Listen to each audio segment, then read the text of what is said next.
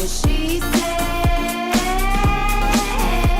she's magical, mystical, a powerful wonder girl. Well, they have been called many things. The millennial generation, Generation Y, Echo Boomers, Generation Next, Generation Me. And now they're earning the title of the Boomerang Generation. Joining us now to tell us why is Dillista Cruz, the Vice President and Head of Wealth Management at Meridian Credit Union. Welcome back to the show. I'm going to ask why the Boomerang Generation, but I feel I'm living it. I think the three of us might be living it, or you're past it. I'm not sure. But Boomerang, they come back, and now all of a sudden, it's great to have them back, but... Is it? In some cases. Great to have them back, but then when you look at your bank account and your finances, it's like, look at the impact they're having on these. So, we always talk about, and I want to kind of talk about two sides of this. Really, what happens when they come back? We know that millennials are graduating, coming back, and what they're facing. They've got the student debt, rents are higher, harder to get a mortgage. So there's some things I want to talk about from their perspective, but I want to talk about from the parent perspective as well, too. So they come home, and it's amazing, and I don't know if you've experienced this. What impact do they have on your finances? The water and the electricity bills go skyrocketing. And the food. And there's never anything to eat. Yeah, there it is.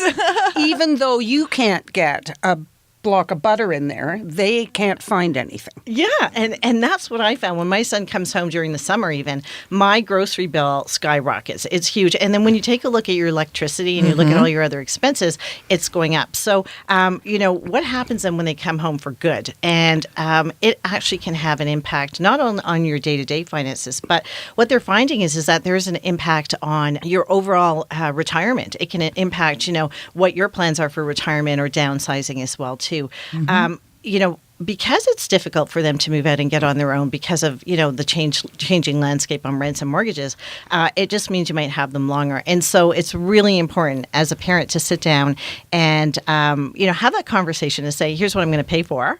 And, here's what you're going to be responsible for. And really even come up with a time frame to say, okay, I'm going to help you get started, but put some parameters around it. We have the failure to launch date, 25. Yeah. It's like failure to launch. Off you go.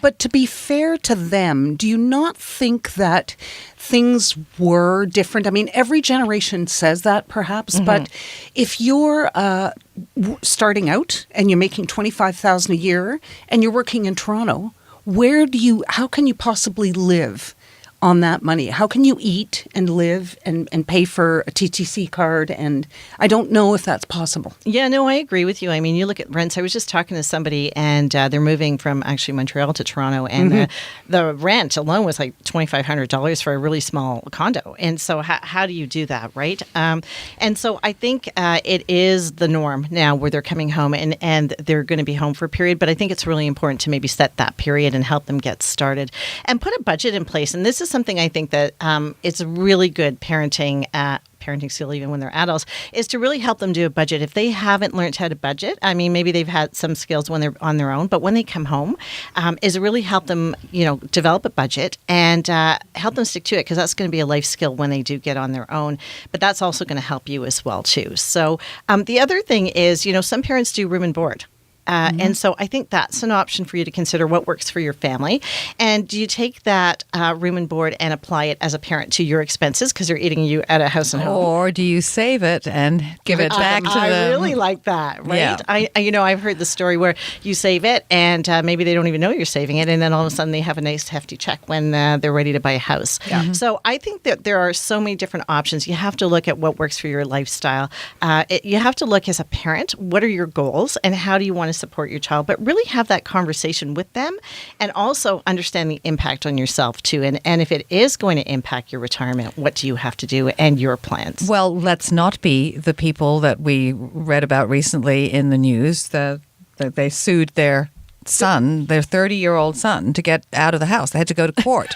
And the judge completely sided with the parents. He felt it was unfair. He was asking for another 6 months. Yeah. I'm like, you're kidding. This has to go to court. to get to tell I your think kid he wasn't needs he to grow up? 38 years old, and he had been there, and they, and they just wanted him out. And I think he sued them. Oh Yeah. my gosh. And basically For wrongful saying- eviction. wrongful, that they owed him or something, and I mean, it was ridiculous. Yeah, and that's an extreme, and I think that's why it's I think it really, is an extreme. I think it's really important, though, I think in that story, to really have the conversation even before they go away to school, right? So have the conversation about what you can afford to help them with school, and we've had this conversation before, how much you're willing to put in, what your expectations are for them in terms of what they need to carry.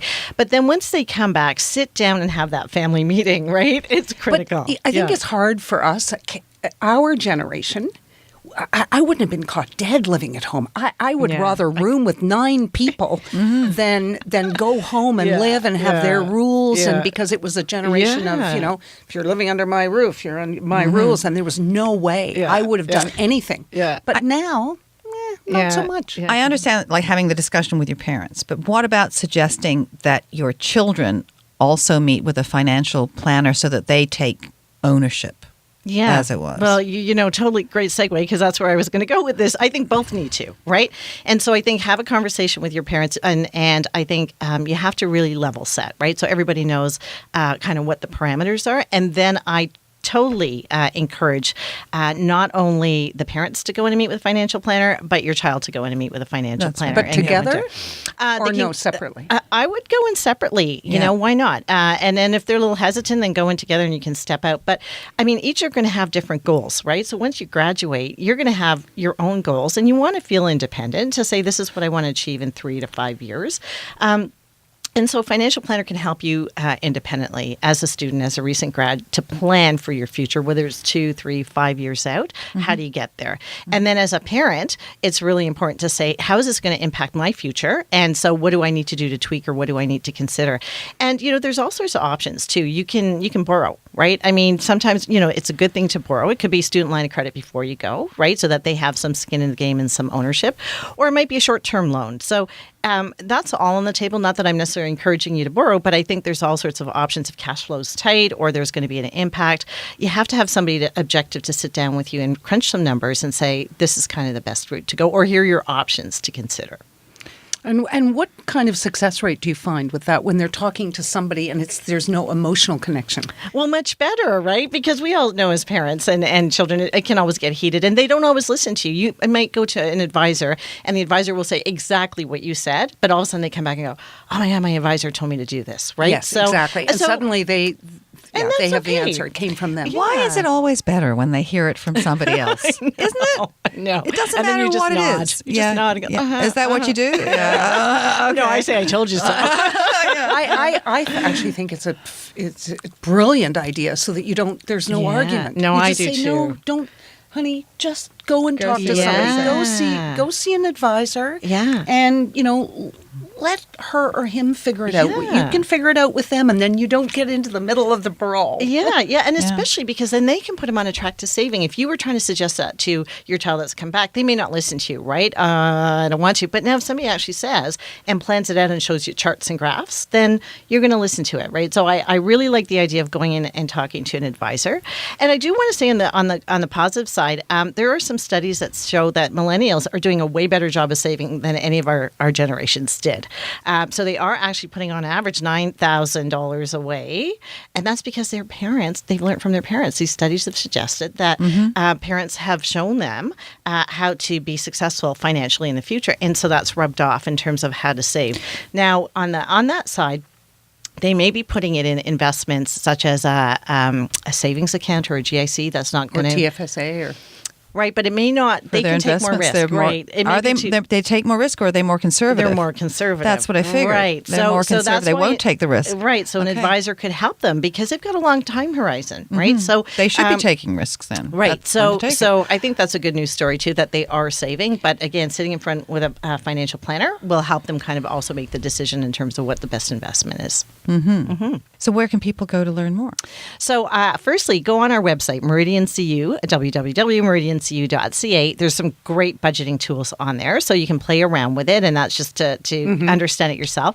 But I highly recommend going into a local Meridian branch and talking to an advisor and having a preliminary conversation. And a preliminary conversation is key, because then you can actually bring your child in or tell them to come in separately and set up an appointment just to have this discussion about your goals, your dreams, and what you want to achieve. Definitely come see us.